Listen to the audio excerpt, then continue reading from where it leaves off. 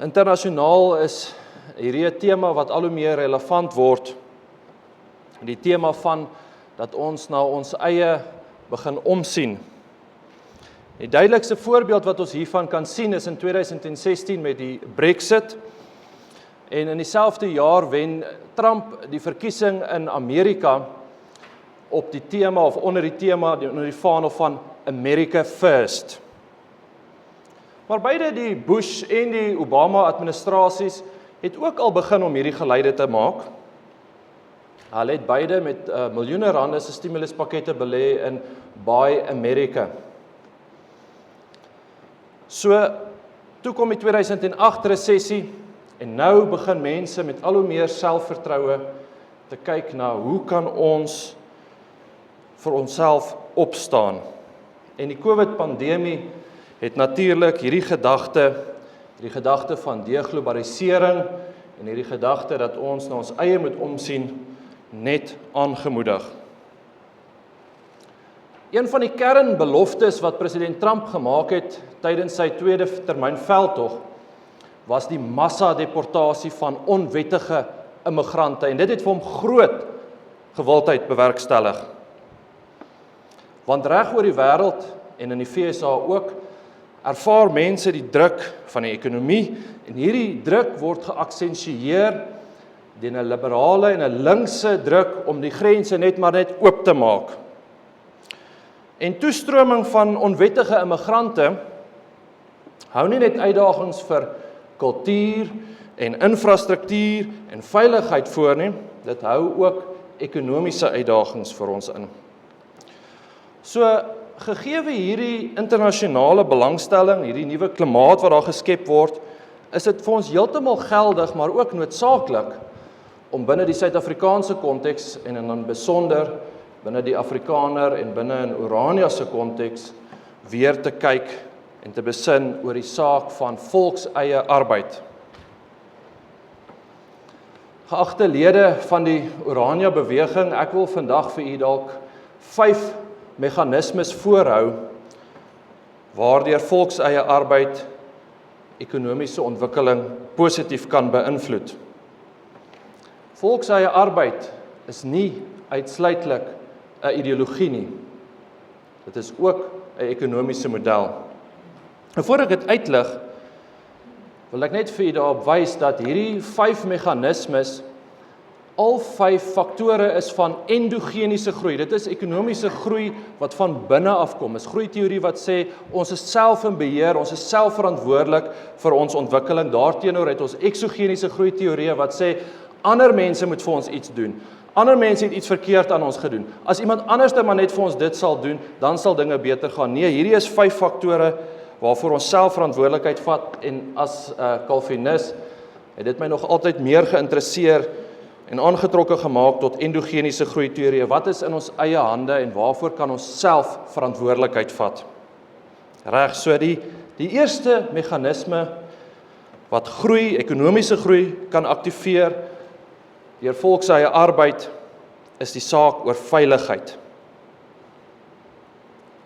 Nou volkseie arbeid is in 'n sekere sin 'n publieke goedere, soos wat jy sou sê 'n straatlig is of 'n stapbare stad is of die vars lug wat ons inasem of publieke vervoer. Dit is nie iets wat ons lekker direk kan koppel aan 'n individu nie.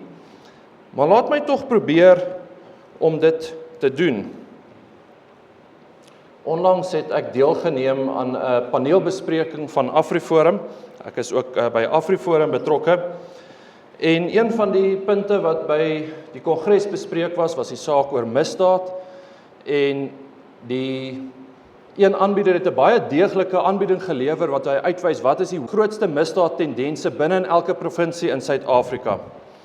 En heel bo aan elke lys van elke provinsie is die grootste misdaad, 2 grootste misdaaduitdagings is huisinbrake en onwettige immigrante. Nou in repliek kon ek wel toe dat daar uitlig dat daar 1 dorp in Suid-Afrika is waar daar nie 1 enkele huisinbraak plaasvind nie. Daardie dorp is Orania. En daar's 1 dorp in Suid-Afrika waar daar nie 1 onwettige immigrant rondrentel nie. Daardie dorp is Orania. So kom ons kyk bietjie na die koste van misdaad in die res van Suid-Afrika. Volgens 'n 2023 studie van die Wêreldbank met die titel Safety First, the Economic Cost of Crime in South Africa, is die geskatte direkte koste van misdaad 10% van die bruto binnelandse produk. Dit is die direkte koste, met ander woorde, dit is koste soos verlies van goedere, versekering, mediese uitgawes. Hierdie 10% sluit nie die indirekte koste in. Die indirekte koste is iets soos emosionele skade. Iemand wat nie 'n besigheid begin omdat hy moed verloor. Verbruikers uitkyk wat sleg raak, laer belegging, verlies aan menslike kapitaal as iemand doodgaan of as iemand immigreer. Hierdie koste sluit nie eers daai kostes in nie. Daai bedrag is baie groter en baie moeiliker om te beraam. Ons kyk net hierso na die direkte koste van misdaad in Suid-Afrika en dit is 10% van die bruto binnelandse produk. So in 2024 was die bruto binnelandse produk R114.000 per capita vir die jaar. So 10% hiervan gee vir ons die beraamde direkte koste van misdaad in Suid-Afrika vir elke persoon wat in Suid-Afrika woon. Dit is R11.400 per persoon per jaar in Suid-Afrika. Nou R11.400 per persoon per jaar vir 'n groep mense van sowat 3000, 'n gemeenskap van 3000, 'n dorp van 3000, is dit oor die R34 miljoen. R34 miljoen wat misdaad kos elke jaar.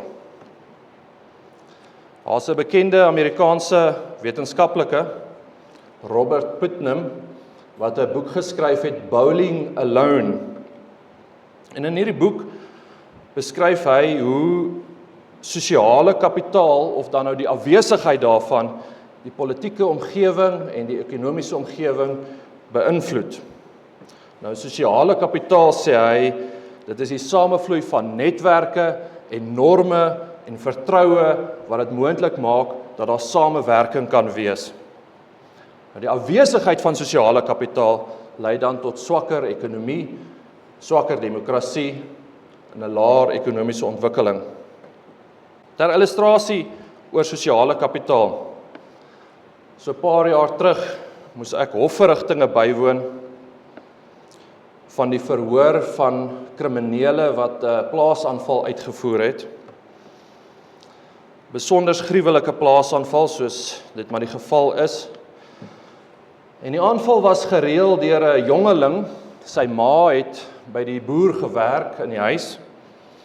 En die boer en sy vrou het hierdie jong werker gehelp met skoolgeld, hulle het hom gehelp met skoolboeke, huis in en uit in die skool, uitgeval, weggeloop, teruggekom, en op die ou end kon hy nie sy skool voltooi nie, en hy gaan vra toe vir die boer, of kan hy op die plaas werk, en die boer gee vir hom die werk, en die uiteinde van hierdie saak, en die storie is dat hierdie jongeling, hierdie werker deelgeneem het aan hierdie plaasaanval.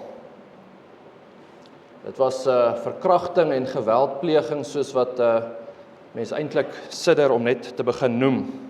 Nou tydens die verhoor, toe verduidelik hierdie jong werker hoe diep ongelukkig hy is. Hy het 'n besonderse swaar werk gehad. Sy werk was om die voer vir die boer op en af te laai van die bakkie, 50 kg sakke, hom baie ongelukkig gemaak dat hy hierdie werk moes doen, en dit was toe nou op die ou ende een van die motiverings of een van die redes gewees hoekom hy deelgeneem het aan hierdie plaasaanval. Nou ek vra vir julle, is daar enige sprake van 'n gedeelde sosiale kapitaal tussen daardie boer en sy werker? Is daar enige sprake van 'n gedeelde netwerk? Is daar enige sprake van gedeelde norme tussen daai boer en sy werker? Om nie eers van gedeelde vertroue te praat nie. U sien, ons probeer in Suid-Afrika dikwels ekonomiese groei aanwakker en daaroor praat, maar dan is daar geen sprake van onderlinge sosiale kapitaal tussen die werkgewers en die werknemers nie. Bekende kriminoloog Rudolf Zinn wys statisties uit, hy bestudeer huisinbrake en hy wys statisties uit, een van die primêre en bepalende faktore vir huisinbrake is die arbeiders wat in daardie huis werk, huiswerkers, tuinwerkers, kontrakteurs se werkers. Nou, Arbeid binne in jou eie volk, binne in jou eie gemeenskap, het meer onderlinge sosiale kapitaal. En natuurlik is Orania nie geheel en al geïsoleer van die koste van misdaad nie, van die res van Suid-Afrika nie, en ek seker Orania ly dalk ook onder misdaad, maar meer nog, Orania ly onder die misdaad van die res van die land, al ons produkte wat hierso is, moet nog deur die res van die land beweeg. En u ken Orania se misdaadstatistiek, of die afwesigheid van misdaad dalk beter as ek, maar enige gemeenskap, wat hulle self suksesvol kan begin losmaak van die koste van misdaad, en veral ook die indirekte koste van misdaad, daai wil om te entrepreneur te wees, daai wil om te werk, wat misdaad vernietig. Enige gemeenskap wat hulle self kan begin losmaak daarvan, en personeel aanstel, met wie hulle sosiale kapitaal deel, is besig om hulle self toegang te gee tot miljoene elke jaar. En dit is nie ideologie wat praat nie, dit is 'n dood eenvoudige ekonomiese realiteit. Die tweede belangrike meganisme waarna ek wil kyk, wat ek graag wil voorstel dat ons moet oorweeg, is die saak van oordragkoste, of die beginsel van die lekkasie uit die ekonomie uit. Geld word nie net een keer spandeer nie, dit word weer en weer spandeer. So kom ons kyk na die voorbeeld van 'n werker op 'n rioolplaas, maar hy kry dalk R8.000. Daai werker doen sy werk, kry sy R8.000 en hy klim in 'n taxi en daai R8.000 word uit die gemeenskapssfeer uitbeweeg. As dit jou model is die enigste waarde wat jy kry, die enigste ekonomiese waarde wat jy kry van daai R8.000 is die arbeid van daai werker. Daarteenoor, as daardie werker in jou gemeenskap woon, sy deel is van jou gemeenskap, dan gaan daardie R8.000 bly draai. Hy gaan draai tussen jou eie mense, hy gaan 'n draai maak by die plaaslike slaghuis, hy gaan 'n draai maak by die plaaslike skool, hy gaan 'n draai maak by die plaaslike kerk. En dit is presies vir hierdie rede dat regerings reg oor die wêreld miljoene rande spandeer aan projekte soos Buy America. Dis nie 'n nuwe gedagte nie. Hulle wil die ekonomiese kringloop binne in daardie land soveel as moontlik probeer draai. Elke keer wat hy draai is daar weer waarde wat daarvan gekry word. Maar hierdie prinsip is nie net van toepassing op nasies en lande nie, dis net so ook van toepassing op volke en gemeenskappe. Nou is nie altyd maklik om die hersirkulering van geld te laat bewerk deur 'n komplekse produk soos 'n motorvoertuig nie. Maar dit is baie maklik om jou werksinrigting so te stel dat jy vir jou eie mense werk gee. Dit is baie maklik om jou arbeidspraktyke so te rig dat jy mense van jou eie volk aanstel. En asseblief, moenie dink dat ek nou hierso vir u 'n radikale gedagte gee wat gaan geen ander mense aan dink nie. Die ANC is besig met presies dieselfde ding. Wat dink jy is die doelwit van BEE wetgewing en BEE beleid? Hulle wil die vloei van rykdom, die flow of wealth, waar hulle herkanaliseer, dat dit nie in een groep mense beweeg nie, maar dat dit herkanaliseer word na 'n ander groep mense toe. 'n Ander groep mense wat vir hulle stem, en meer nog, hulle wil dit herkanaliseer na hulle eie sakke toe. En arbeid is die meganisme wat hulle daarvoor gebruik. So eie arbeid gee vir ons toegang tot die volle potensiaal van die plaaslike ekonomiese vermenigvuldiger. Wat my by my derde punt bring, waardeur eie arbeid ekonomiese groei kan beïnvloed. En ek wil byvoorbeeld verskoning vra aan Paul Vogel. Hy gaan eintlik juis oor hierdie onderwerp praat, is die saak van opleiding. Ek gaan dit aan hom laat om dit uit te lig. Hy is definitief in 'n beter posisie om hieroor te praat. Maar ek wil vir hierdie kernpunt aan u oordra dat eie arbeid aktiveer die opleidingsprojekte. Dit versnel die opleidingsprojekte en die ekonomiese groei wat dan daaruit volg. Kom ons kyk na 'n voorbeeld. Baie van u is dalk nie van Orania nie, so ek spesifiek met u wat ek nou wil vra, hoeveel mediese dokters kan u opnoem wat Afrikaanse name het? Ek is seker tussen Pretoriaaners kan ons 50 of 100 mediese dokters opnoem met Afrikaanse name. Maar dan as ek nou vir u vra daarso in Pretoria, hoeveel messelaars met Afrikaanse name kan jy opnoem? Dan gaan ons nie een enkele naam kan bymekaar kry onder ons nie. Ek is bevrees dat dit in die res van die land die posisie is, maar dis nie in Orania die posisie nie. Hier in Orania gaan elkeen van die Orania inwoners vir u die Afrikaanse naam van 'n messelaar kan noem. Nou hoekom is dit belangrik? Hoekom maak dit saak? Wel, vir die eenvoudige rede dat hoë vlakvaardighede 'n ondersteunende netwerk nodig het, 'n ekosisteem nodig het. Die mediese dokter kort iemand wat sy kantoor kan skoonmaak. Die mediese dokter kort iemand wat sy instrumente kan was. Die mediese dokter kort iemand wat sy pasiënte kan versorg. Hy kort administratiewe personeel, hy kort finansiële personeel. Hy kort 'n fisiese gebou waarin hy sy werk kan doen. En dieselfde geld vir die ingenieur. Wie grawe die slote vir die wateraanleg? Wie sediteer op die paaie en wie lê die stene? Dit is absoluut noodsaaklik om hierdie ondersteunende vaardighede beskikbaar te hê om die hoë vlakvaardighede binne in jou eie volk te kan benut, maar belangriker nog, die pad van opleiding na hoë vlakvaardighede, daardie pad loop deur opleiding van ondersteunende vaardighede, deur instellings wat ondersteunende vaardighede oplei. In ekonomie noem ons dit the complementarity of skills. En van Adam Smith tot en met Paul Romer het dit raak gesien. Adam Smith sê, hy lig uit dat die produktiwiteit kom nie net slegs van een individu nie, maar van die samewerking en die interaksie van verskillende rolle.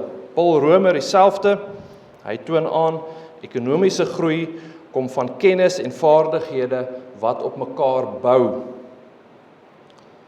Romer beskryf hoe vaardighede spoel oor die een wal van die volgende vaardigheid toe, na die volgende vaardigheid toe, na die volgende vaardigheid toe, en sonder die oorspoel van hierdie idees, kan daar nie nuwe vaardighede ontwikkel nie, of dit is baie moeilik. En juist vir hierdie rede het Duitsland en Suid-Tirol en Switserland en Oostenryk die dubbele beroepsopleiding so verfyn, baie soortgelyk aan wat Bo Karoo doen, en Paul is die kenner daarvan, maar die punt is, ons moet verantwoordelikheid vat vir ons eie hande arbeid.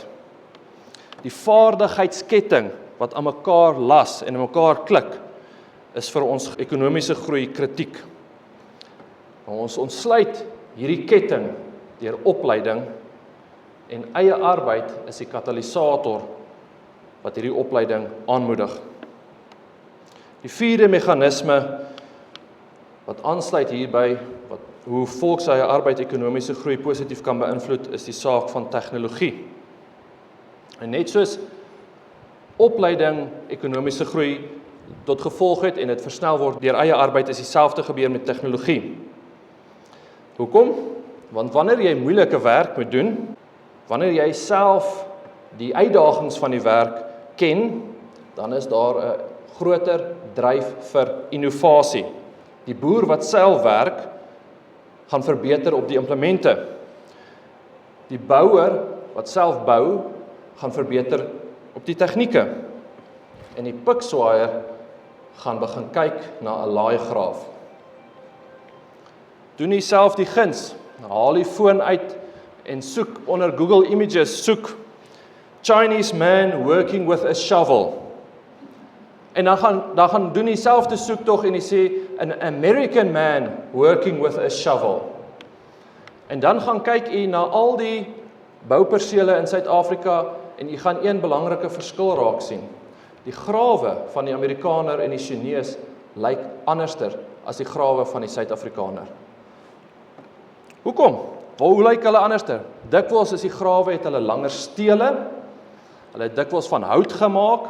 Hoekom sal 'n graaf met 'n langer steel jou makliker laat werk? Nou, jy skielik moet jy mos nou nie meer so laag buig nie. Hout is bietjie sagter op die hande. Die punt is dalk van die graaf lyk anderster. Chinese grawe se punte lyk anderster. Dat hy dieper kan grawe, dat hy makliker kan grawe. Want die mense wat die innovasie doen van die grawe, is ook die mense wat die grawe gebruik. Maar wat is hierso in Suid-Afrika aan die orde van die dag? die goedkoopste graaf, die kortste graaf, die staalgraaf, want die mense wat die grawe aankoop, ken die grawe nie. Die mense wat grawe aankoop kan baie vinnig gou-gou 'n paar 100 siele kry wat oënskynlik bereid is om met daai graaf te werk. En dan wanneer hy die graaf koop en hy staan daarso in die winkel en hy kyk na die pryse van die grawe en wat se graaf om te koop, dan dink hy by homself, hy gaan in elk geval die graaf breek. Hy gaan hom in elk geval steel. Hy gaan in elk geval rondstaan met hom en niks met hom doen nie. Kom ons vat die goedkoopste graaf. So volkseie arbeid lei tot innovasie en nuwe denke met tegnologie. En die afwesigheid daarvan, goedkoop arbeid kan dikwels innovasie demp. Wanneer daar goedkoop arbeid beskikbaar is, dan kies die maatskappy dikwels kortpad en stel net nog 'n paar werkers aan, eerder as om te kyk na die tegnologie wat nodig is, eerder as om te belê in die innovasie van tegnologie. En 'n makrovlak wat dikwels as voorbeeld gewys word hiervoor is die verskil in tegnologiese ontwikkeling tussen die VSA en Indië. In VSA is arbeid baie duurder as in Indië en daarom het dit tegnologiese ontwikkeling gedryf in die VSA wat stadiger gevorder het in Indië met goedkoper arbeid. Nou ek probeer nie vir u voorhou dat goedkoop arbeid altyd sleg is nie. Ek probeer nie vir u voorhou dat goedkoop arbeid ekonomies sleg is nie. Maar sonder twyfel sal 'n fokus op volkseie arbeid ons weer laat fokus op die innovasie van tegnologie. Wanneer jy arbeid hoog ag, gaan jy die tegnologie wat die arbeiders gebruik begin te ag. En wanneer jou arbeid 'n klein bietjie meer waardevol is, dan gaan jy meer aandag skep aan die innovasie van die tegnologie. Die 5de laaste meganisme sluit ook hierby aan en dit is seker die heel moontlik die belangrikste meganisme. En dit is oor die saak van kultuur van werk wat volkseie arbeid skep. En daar is al baie geskryf oor hoe sleg dit vir slawe is en hulle kultuur en hulle gemeenskappe en hulle geslagte is wanneer hulle slawe is. Baie daaroor geskryf. En dat die skade van slawerny oor geslagte kan oorgedra word, geagte lede van die Oranje beweging. Ek wil vandag vir u voorhou dat baaskap vir jou sleg kan wees, dat dit ekonomies vir jou sleg kan wees, dat dit ekonomies oor geslagte vir jou sleg kan wees. In 1831 reis die bekende sosioloog Alexis de Tocqueville van Frankryk na Amerika. Hy het die baie bekende boek geskryf, Democracy in America. Hy bevind homself op 'n stoomboot op die Ohio rivier. Aan die een kant van die rivier is die staat van Ohio en aan die ander kant is die staat van Kentucky. Beide op die walle van presies dieselfde rivier, beide met presies dieselfde klimaat, presies dieselfde grond, presies dieselfde mense. Maar aan die linkerkant in Kentucky is slawerny aanvaarbaar.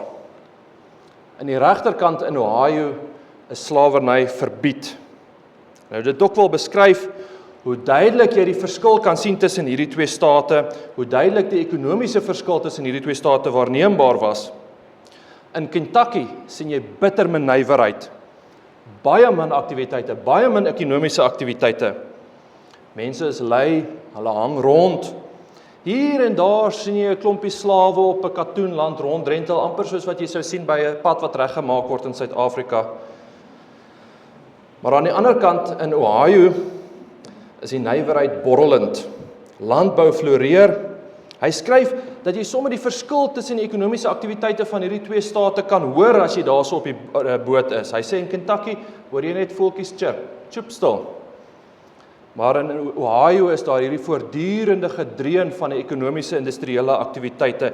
En tot vandag toe is Ohio 3 keer meer ekonomies suksesvol as Kentucky.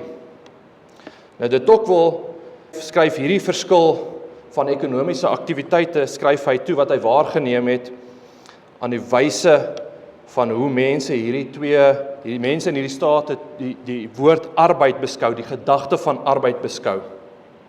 Hy sê die mense van Kentucky verwar die woord arbeid met slawerny. Wanneer hulle aan arbeid dink, wanneer hulle aan iets dink wat gedoen moet word, dan dink hulle aan die slaaf. Hulle sien geen verskil tussen werk en slawe nie. Hulle kan nie aan werk dink sonder om aan slawe te dink nie. Daarteenoor assosieer die inwoners van Ohio werk met voorspoed en verbetering. Aan hierdie kant word die gedagte van werk gedegenereer.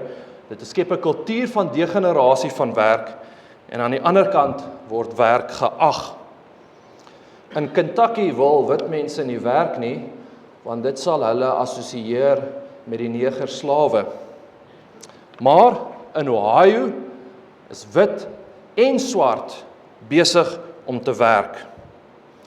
Alle aandag in Ohio word geskep om werk meer produktief en effektief te maak, want werk bring voorspoed.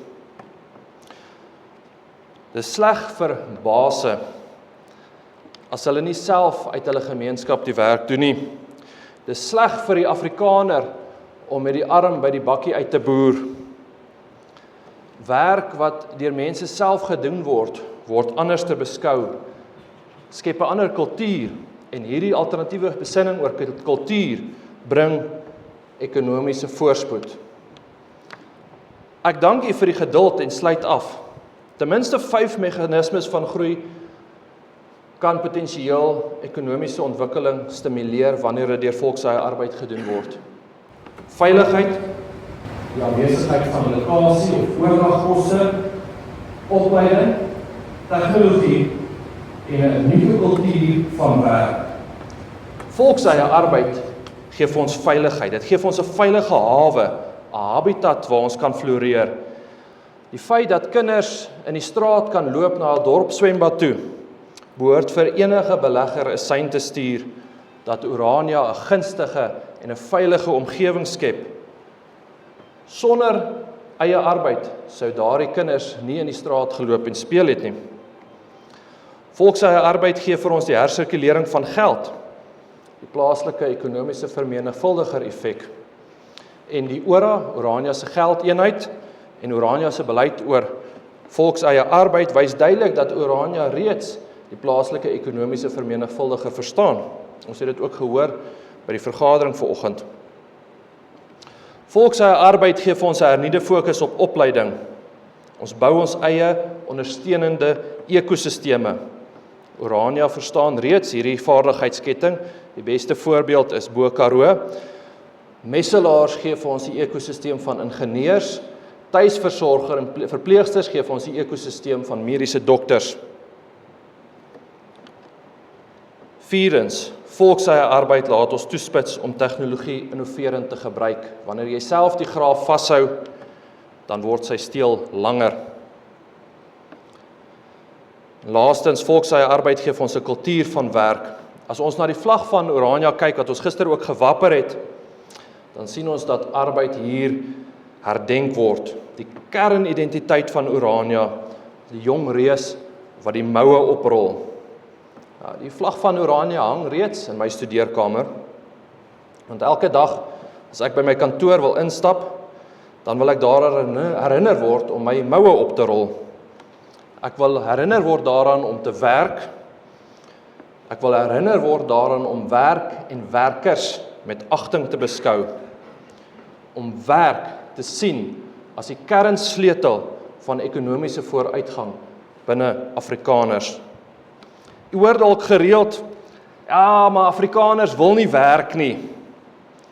Nou behalwe dat dit 'n uiters degenererende rassistiese opmerking is, 'n bewys van institusionele rasisme teenoor Afrikaners, maar meer nog 'n bewys is van selfhaat, is so 'n opmerking doeteenvoudig vals. In my posisie by AfriForum is ek verantwoordelik daarvoor om buurtspanlede aan te stel. Nou, buurtspanlede is die werkers wat AfriForum gebruik om die munisipale werk te verrig wat die staat nie doen nie. Hierdie werkers kry minimumloon, jy kan hulle 'n pikswaaier noem, hulle maak slaggate reg, verf padstrepe, maak asblikke leeg, sny gras. Dis doeteenvoudige handearbeiders. Nou, ons het so wat 100 van hierdie werkers oor die land. Laas jaar adverteer ek 1 pos vir hierdie werk. En die posbeskrywing is heeltemal duidelik oor wat hierdie werk behels. Is duidelik oor wat die inhoud van die werk is duidelik oor die vergoeding van die werk is. Dis duidelik vir wie dit bedoel is. Daar word geadverteer en gesê werkstaal is Afrikaans. In Maart adverteer ek so pos en ek kry 45 aansoeke. Ek is in die Moot in Pretoria, 45 seuns in die Moot soek so werk. September adverteer ek weer so pos. Ek kry 65 aansoeke. Januarie adverteer ons 4 poste. Ek kry 115 aansoeke. Laas week het ek weer 4 poste adverteer en ek het klaar nou in my e-posse 130 aansoeke gekry vir daardie pos. 130 aansoeke deur Afrikaners vir minimumloon handearbeid. Meeste van daai aansoekers is onder 30 jaar oud. Afrikaners wil werk. Ek sien dit by my werk in Afriforum, maar ek sien dit ook hierso in Orania. Arbeid skep voorspoed. In Flip Buys se woorde kan ons maar net sê, ons mag maar aan ons eie kant wees, sonder twyfel. Ja, ek hou vir u voor, gemeenskappe wat hulle eie arbeid besit hulle eie toekoms. Ek dankie.